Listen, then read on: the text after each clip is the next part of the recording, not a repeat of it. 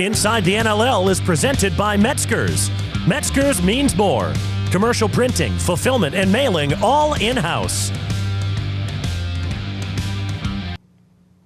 Fresh off another regional title, Perrysburg Girls Soccer is buzzing, and we have two Yellow Jackets here in studio, Emma Ogdahl, Camille Francis. We're not playing Uno this time around.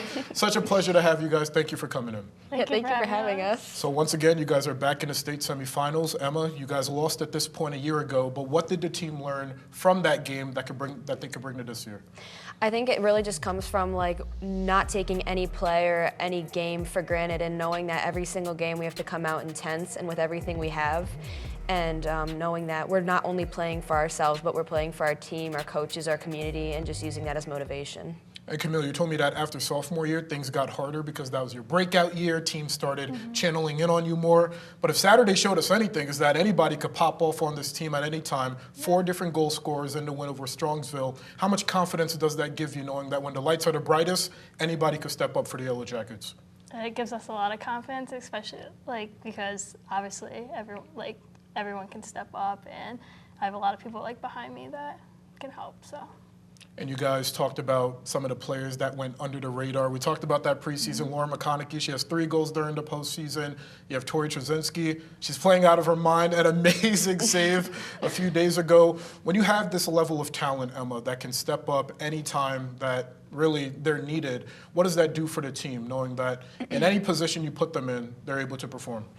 I mean, I really just think it gives our team that depth that's needed to beat amazing teams like Strongsville or Upper Arlington or any of those teams from Cleveland area, any teams around here too, you know, and I think that we have so many players that don't get recognition they even deserve. We have Addison Brown and Kinsley Jones, and we have players like that who just don't get, they don't get interviews and they don't get a ton of awards, but we notice how much they work and how hard they work on the field to help our team win every single game.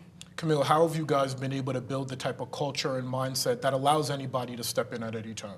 I think just at practice, we all encourage each other, and we all play to our full potential, and it makes everyone better.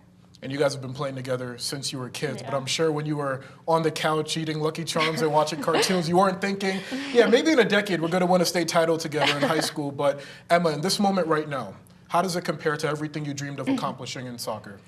I really think that my dreams of winning a state championship started when I was a freshman, and I know that Camille and I have talked about this, and our other teammates too, and we just have all really dreamed of this. And now that we are almost there, we're not going to let up, and we know that we're going to work our butts off, and we're going to work as hard as we possibly can to do everything in our power to win that state championship. And then I think when I was younger, it came from a lot of just big dreams and wanting to be successful in soccer and wanting to make a name of myself and doing something that would be remembered throughout my soccer career. And I think this is just super exciting for me, and it's everything that I've ever wanted and dreamed of. And so I really think I'm going to try and make the most of this opportunity, and I hope our team does too. Camille, what about you? Because I know you have an older sister that you look up to a lot. She's doing great things with the Spartans, by the way, at Michigan State. But to have her to look up to have a model of kind of consistency and the way to go about things on the field, how does that kind of model help you now as you chase the state title? I think just watching her become the player she has, I want to be just like her, because she's obviously really good and she's at a really high level of soccer, and obviously I watch her a lot, so I mean I learn from her a lot, and yeah. Where would you guys say this team is now compared to at this point last year? I think a lot better. I think so. I think our team is connecting a lot better, and we have pretty much a similar roster that we did last year. And I think that we all are just really motivated. And last year we didn't have, we lost, but it wasn't that gut-wrenching feeling like we had against Walsh last year, where we just felt embarrassed and we knew we could have done better, and we knew we could have done a lot more to win, and we never want to feel that again. And I think for the seniors on this team, we all know it's our last year, and this is our last go at a state title, and we're gonna try and make the most of it, and we're gonna do everything in our power to make it happen. And I think from the beginning of the season, our team's just grown a lot, and we've shown that. So I feel yeah.